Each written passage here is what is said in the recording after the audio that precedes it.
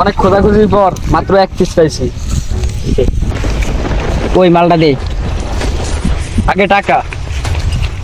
ধরেন মালটা চেক করে দাও।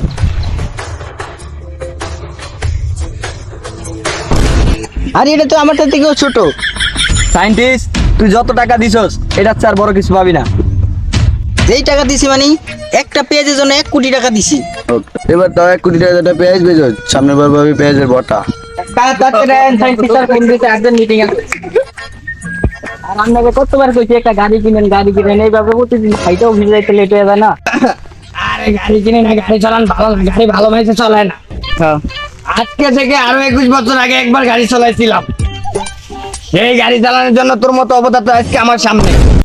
কাকা আমি তো আলতু ফালতু কামে লেগে গাড়ি কিনবো না, আমি তো আমার প্রয়োজন লেগে গাড়ি কিনবো। আমার বাপেরও আমি এটা কইছিলাম। আর এটা দেখার লাগি আমি তোর সাথে যাইতেছি। কিসের এত আর্জেন্ট মিটিং? আর যদি মিটিং এর নামে অন্য কিছু দেই তাহলে ঠেলা দিয়া কিন্তু তোর খেলা শেষ করে দিব। আর এটা দেখার লাগি আমি যাইতেছি। প্রতিদিন সায়েন্টিস্টের সাথে কিসের তোদের এত মিটিং? মিটিং এর নামে যদি অন্য কিছু দেই তাহলে ঠেলা দিয়া কিন্তু তোর খেলা শেষ করে দিব। কাকা কাকি তো আপনার পেঁয়াজের কুশালে যাবার কইছে। আমি বলছি তোর কাকি এবার আমার বিচিতে হাত দিছে। কেমনে কাকা? 2টা কিডনি তোর কাকির আইফোন 13 প্রো ম্যাক্স কেনার সময় বেচা দিছি।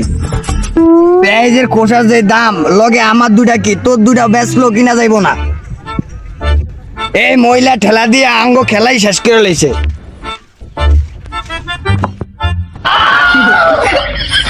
সায়েন্টিস্ট স্যার, আপনার ল্যাব থাকতো আমাদেরকে জঙ্গলে ডাকছেন কেন?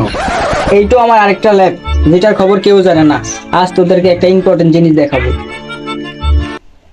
এই দেখ। আরে পেঁয়াজ, সায়েন্টিস্ট স্যার এটা আপনি পাইলেন কই? অনেক কষ্টে ম্যানেজ করছি। যাক ভালোই হইলো। এই পেঁয়াজ তোর কাকির লেগে লয়ে যাবো, আর সাথে আমাকে বিচি 2টা বাচ্চা গেল। এই পেঁয়াজ খাওয়ার জন্য না, এটা দিয়ে আমি একটা রিসার্চ করতেছি। ল্যাবের ভিতরে আয়। এইটার মধ্যে ঢোকার সময় আমার এক্স এর কথা মনে পড়ে গেল। ওই দেখ।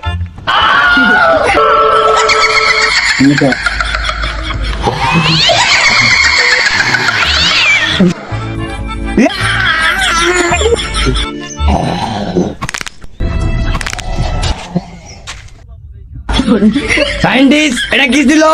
ভয় পাওয়ার কোনো কারণ নাই, এটা আমার বউ। আরে ভয় তো আমি পাই নাই, ভয় তো পাইছে আমার ভাইস্তায়। দিলাম তো আপনি দিছিলেন।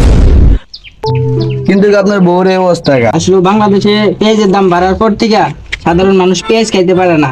আর পেঁয়াজ না খাইতে পেরে আমার বউয়ের জ্বালানযত রোগ হয়ে গেছে। তাই আস্তে আস্তে পেঁয়াজ বাংলাদেশ থেকে বিলুপ্ত হয়ে যায়। আমার বউ জালকুড়া পেঁয়াজ না খাইতে পাইরা পাগলের মতো অস্বাভাবিক আচরণ করে। তাই আমি ওরে টেস্ট করি। টেস্ট করার পর জানতে পারি ওর একটা রোগ হয়েছে, সেটার নাম জ্বালাতঙ্ক। এই রোগের রোগীরা পেঁয়াজ না খেতে পারলে এক সময় তারা মানুষ খেতে পারে। সায়েন্টিস্ট স্যার এটা কোনো মেডিসিন নাই। আমি অনেক রিসার্চ করি, রিসার্চ করে জানতে পারছি এই রোগের ওষুধই হচ্ছে পেঁয়াজ। কাকা, কাকিও তো পেঁয়াজ খায়, কাকিও তো এই রোগে আক্রান্ত হবে। নামাজ পড়া দোয়া করছি, তাহাজ্জুদের নামাজ পড়া দোয়া করছি। দুনিয়াতে এত মানুষ মরে, এই মহিলা কেন মরে না? এই উসিলা যে এই মহিলারে উঠে নাও, আমিন।